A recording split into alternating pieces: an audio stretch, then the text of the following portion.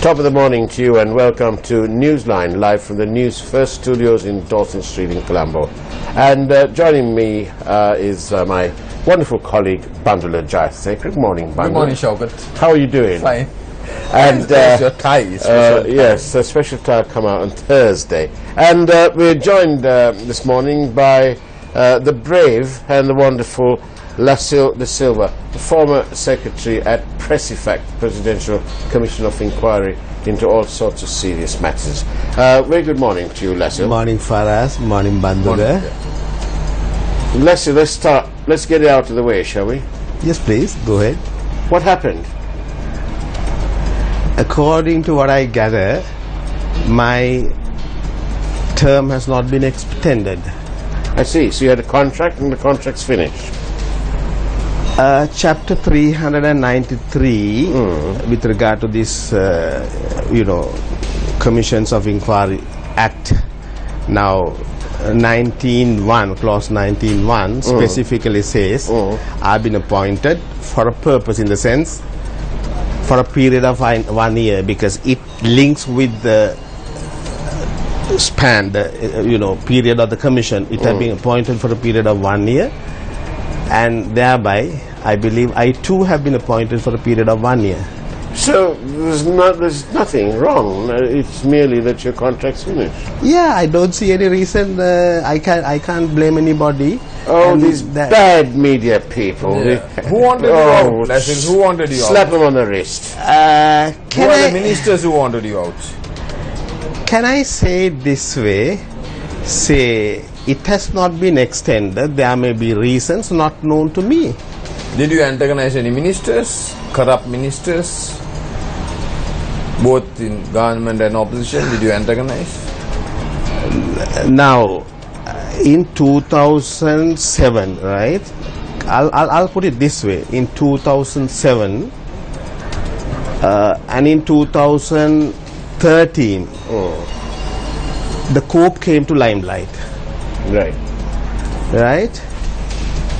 Then in 2015, from about July, say after August, I believe, Presifact came to limelight. Okay. And the discussion in the country, in the town now, is about the removal of Lasil de Silva, I suppose. There may be reasons for the removal, which, as I said, I don't know. And I believe, the then COPE chairman, say Vijayadasa Rajapaksa, Dev Gunasekara, they came out openly and spoke about corruption that had taken place in the country. The last report, if I remember right, in 2013, that speaks about corruption, fraud, misappropriation, all that, running into about 1,500 billion, not million, billions, right? Say, to tell you in detail, now those reports also revealed various transactions that had taken place, thereby causing massive losses to the government.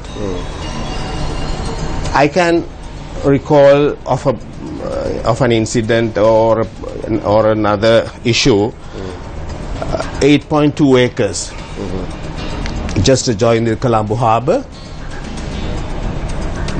had been sold for 64 million, and the COPE report revealed that there was a loss of 65 billion. Now 64 million, the government lost 65 billion.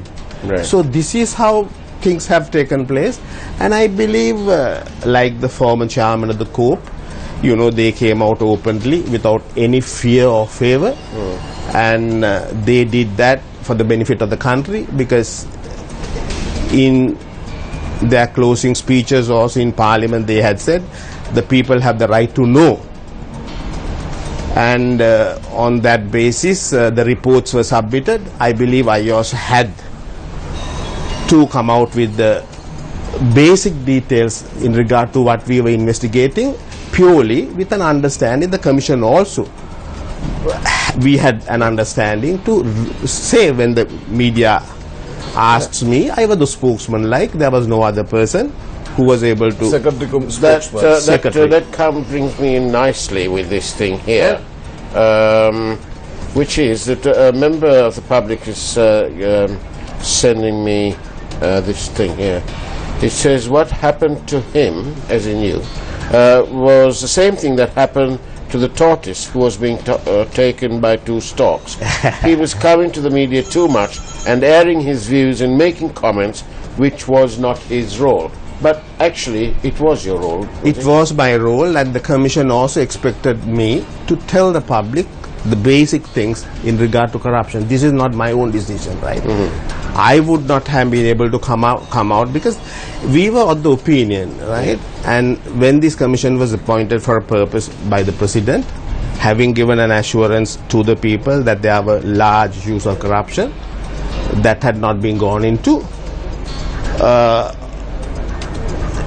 there was a step taken to appoint a powerful commission, because the present government, in their election manifesto, in their campaign, they said that a powerful commission to go into corruption that had taken place in the country is a must.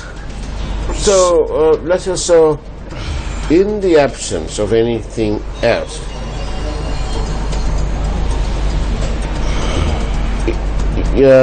you basically there's nothing untoward. You were given a contract, and the government chose not to extend the contract. Yeah. End of story. End of the story. So did you meet the Secretary to the President after that, or did you speak to him over the phone?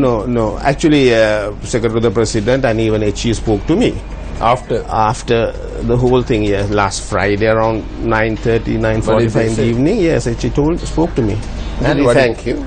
Yeah, definitely he's happy. I told him that I did everything possible what I had to do, and being the secretary of the commission, I did the very best, and he's also fully well aware of the situation. But sorry. So there's no controversy really.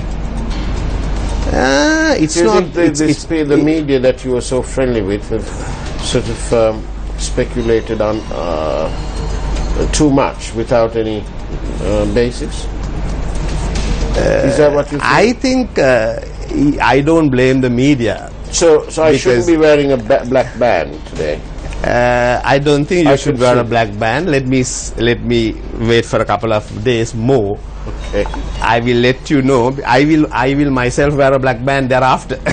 Are you hurt or disappointed? No, because No, I should say I'm not hurt or I'm not disappointed, because I'm used to this kind of thing. with your famous fight with Vijay Muloko Bandara, even in right? the past, right? You fought and won, I right? had a feeling, right? Now, there is a Zulu proverb which says, if the future does not come to you, go fetch it, right? So I also thought, having entrusted me with a job like this, okay, go fetch it. That's my task. But there is a Swahili saying which says very simply, Lala Salama, sleep easy.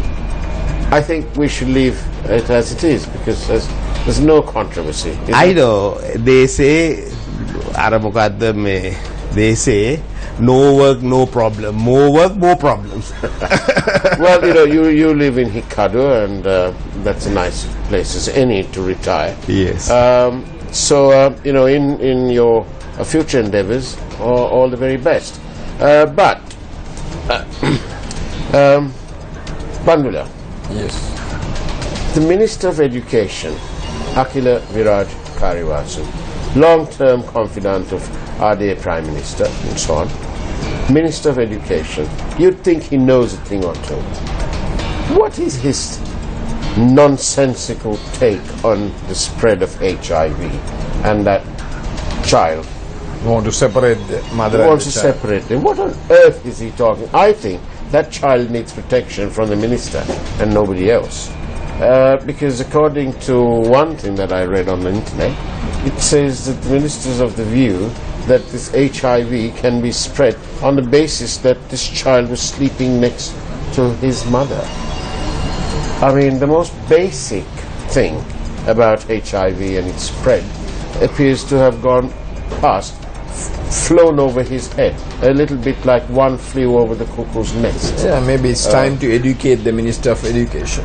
It is time to do that. I mean, is he a royalist? I don't. No? Well, I was thinking of that, what's that term? Learn or depart. Yeah, some people don't learn, some people don't depart. Well, in his case, he's not being allowed to depart. I think it's astonishing. And really...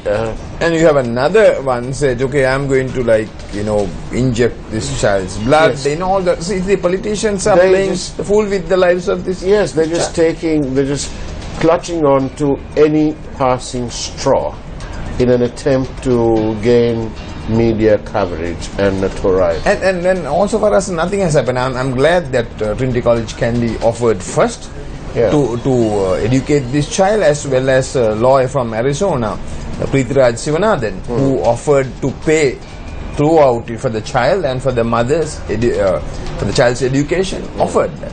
And then came Zahira. Now they are talking of other schools. Then Prime Minister says he's going to fund, but we want to see this child in some school soon. That's really what we want to see.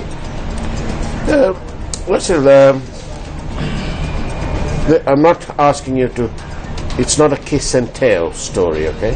But I'd just like to know, we have the FCID. They've done 225 investigations, near enough.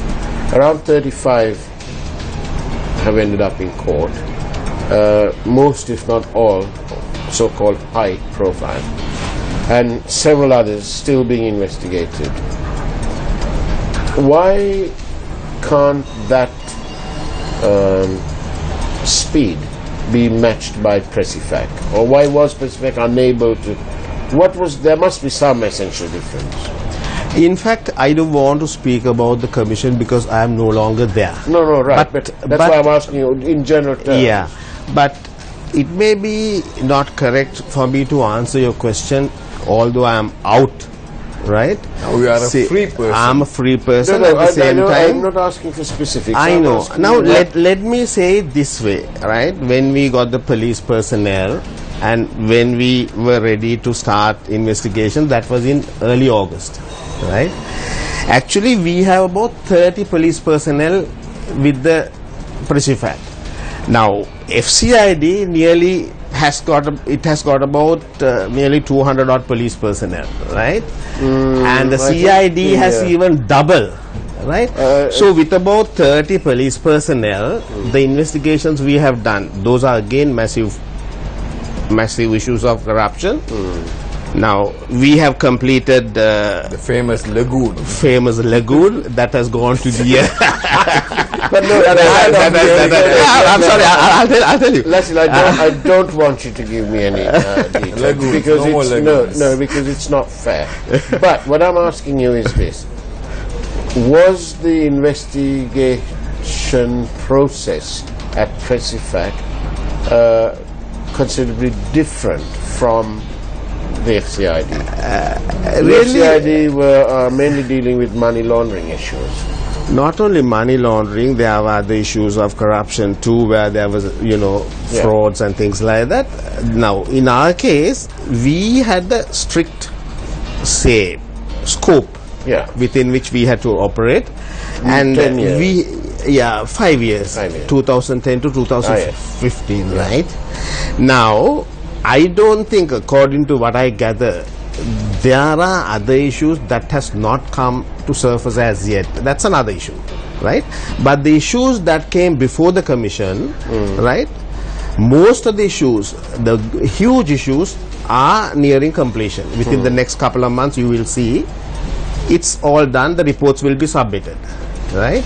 Now, Sri Lankan Catering, Sri Lankan Airline, Ministry of Justice with regard to this international arbitration center, Satosa, famous rice scam. Not only rice, there are other issues also in Satosa, right? Likewise, we have completed a number of issues like that. The reports will be submitted within the next couple of days. In my view, I can't say we are slow. We are even faster than all the other agencies, I would say. Even with 30 policemen. Even with 30 policemen. That's a factual situation, and inquire into it. It's a challenge that I'm giving you. See whether it is, if I'm wrong. Yeah, now this rice scam has affected life. We have asked this ordinary masses. This is what, close to the ordinary people. We are the people channel. We talk about the people. But where people want answers. I mean, this is what we want to know. No, actually now even with regard to rice scam, right? I don't want to come out openly because that's not my job. Please although I am no longer there, right? This is now, your opportunity. Now, I was very particular. There was an officer who came from the Consumer Authority, right? And they were adamant that they should really be granted to take the stocks out. Yeah. Because then you could reduce the loss. But actually my question was, I told him specifically, our problem is not that. Okay, but you are trying to bring the loss down by selling the stuff that is in the stores, warehouses, those are right? Good stuff, right? According to what we gather, majority, a large percentage of the stuff that is there in stores is not fit for human consumption. This is a fact. Right? We heard that so you the commission, objected to it. Yeah, you did not release I mean, possibly he would have conveyed the wrong message to even the minister, because I said that's not our baby. We don't want to feed the people with that kind of things, and we will follow the normal course. I believe a decision has not been given even yet. Right. So this is how the things get out of control, And I am personally happy that I have been removed, because why should I, in that sense, go forward when ultimately, say, at the end of the day, these are simply accusations. Well, you were brought in, you were paid, you did a job, and the term's over, so you can look forward to new opportunities. I'm very happy, because within a very short period of about 1 year, I'm fairly well known, and even one of the leading newspapers carried an editorial saying, "Lasil, you're not alone." No, right? So with this orange shirt, are you going to form a new party? No, I am not going to be in politics. Get into politics? I don't think. According to Jawaharlal Nehru, actually what he had said, I have to be an exemplary politician if that is the case. Jawaharlal Nehru had said, the average politicians does not have principles. They change by the day depending on opportunities, right? I do not fall into that category. Today we're talking Zulus and Nehrus and all. You will not. It's not I do not want to fall into that category. Good. Lasil, as a private persona now, what do you think? Do you think, where is this country headed? That's a very difficult question, and in my own way, I could also link it with, what the present president and the present prime minister, during their campaign, they spoke a lot about things what we need to do. I would also certainly endorse, right, if those undertakings given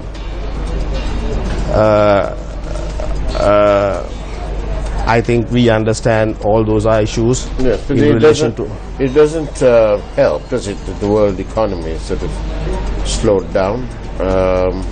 Markets around the world are they're not exactly crashing, but they're not performing as well as they should. No, but if we really want to, we can always improve these conditions, because we have capable people. May not be difficult to find good people in the country, right? But you see, Lasil, if you've been following our door-to-door Gammada program, it's uncovered astonishing poverty and hardship in the mass of rurality in this country. Which is the truth, because this is why we have been fighting very hard from day one, Now, I have been writing all types of articles to tell the country, right? Corruption needs to be stopped. right? That's not for my personal gain. That's for the benefit of the country. And I know all those articles had eventually sent a message across to the people, and I'm happy. But you wrote in English. We have always said you should reached out in Sinhala and definitely. Tamil. I know. In English is I know that's a very limited readership. It's very unfortunate that I didn't write in Sinhala, but I know quite a number of people who were really interested. Spoke to me, and they have even translated. I would say that various civil organizations where number of civil activists about good governance, right? They have translated most of those articles, and they have published in Sinhala dailies and things like that. Not some important articles. But I think one of our viewers is saying here that the country is like a beautiful ship without a compass, and that it's our take as to where it's headed. Yeah, that has been the case, I believe, from 1917s onwards, not only now. This is why I have been particularly insisting that this is about the time to change. But right? In this change, is the government on track to investigate and to expose the wrongdoing, and more and as equally, if not more important, to recover those monies and bring it back to the benefit of the people? There's 1.5 million people who suffer. It's incredible hardship. Lack of roads, lack of this, lack of that, and yet we have everybody saying, and me too, say, oh, how wonderful the roads are and so on. But now when we've gone into the heart of the thing on this Come Mad the program, not many things shakes this network. Claymore bombs and so on, notwithstanding. I know. And our people have spent their time going out there and listening to the people. And what we have found is not pretty. Let me say, you're doing a wonderful job. Not that I'm trying to praise you in your presence, right? Basically, the media, right? There are the journalists, there are the electronic media, there are all types of, FM channels sending this message across. I know all of them, they cooperated with me to send this message across to the people, right? Yeah. It is very important that the media should play its role. Like all of you have been saying, that the role of the opposition, right? Yeah. Now, it has come to the surface that there are issues of corruption, issues of, lack of facilities in the... But Lasil, the public must be forgiven for thinking that all these frauds were the almost exclusive sole preserve of the former regime. But actually there are frauds going on even now, this very moment. There are frauds going on even this moment. No, there may be frauds taking place even now. Now see, I like to know there are other issues even prior to this period, right? In the COPE report, it was once revealed that a land in an extent of about 8.2 acres, right, had been sold for 64 million, whereas the loss to the government was in the range of 65 billion, 64 million M. The loss is 65 billion. That's what the COPE report revealed. So there had been all types of frauds running into billions over a period of time. How's the work of Pressifact? How did you all get complaints on fraud? Let me say it this way, right? Actually, we published an advertisement first, and I must say very happily, right, all the people who came before the commission, right, to meet me, and having spoken with me, they came up with more and more petitions because they had so much of faith and trust in me, and that's how we got a larger number of petitions thereafter. Many of these claims against former President Rajapaksa and so on, all coming through members of the public. Members of the public, yes. What about, is there a continuity of like some other frauds which the previous ministers did and the present ministers are continuing with the same thing? Have you found situations? Yeah, like we are talking of the Satosa. Yeah, now, Is that happening? yeah, there have been continuations. Basically, it has taken place even in the previous government. The Satusa scam is also, there is evidence to say that even under the present government, basically there has been some amount of fraud in Satusa. Not only continuation, yes. This is a fact. So it is like a club, the previous minister and the present minister, are they working together? I don't know, that I can't answer basically, but the investigations into Satosa had proved that there is a continuation, but it starts during that particular period, it goes on now until now. I know maybe after the investigations began in Presifact with regard to Satosa, now things are a lot better, I would say. But you said that the scam is bigger than the VAT.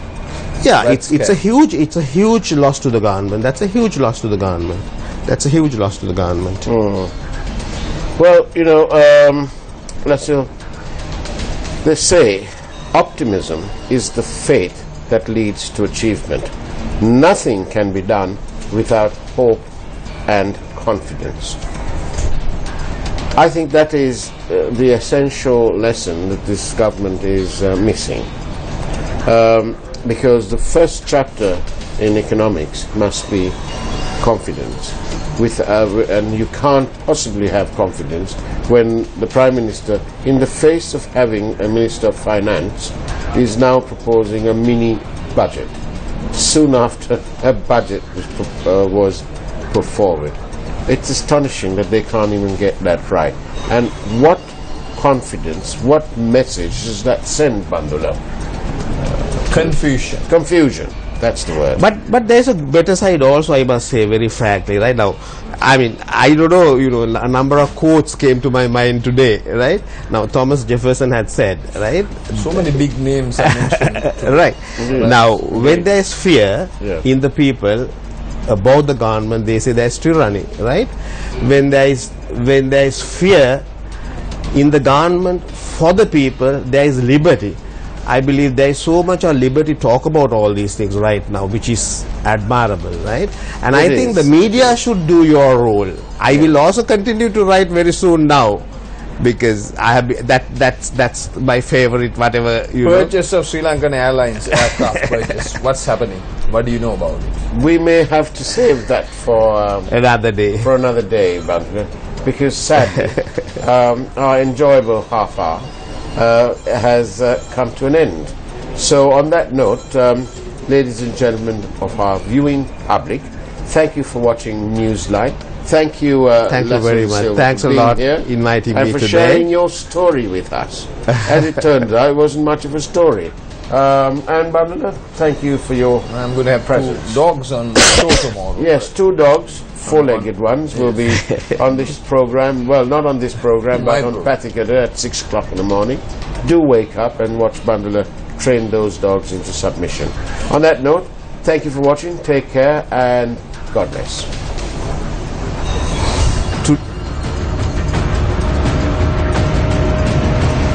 Newsfirst, Newsline.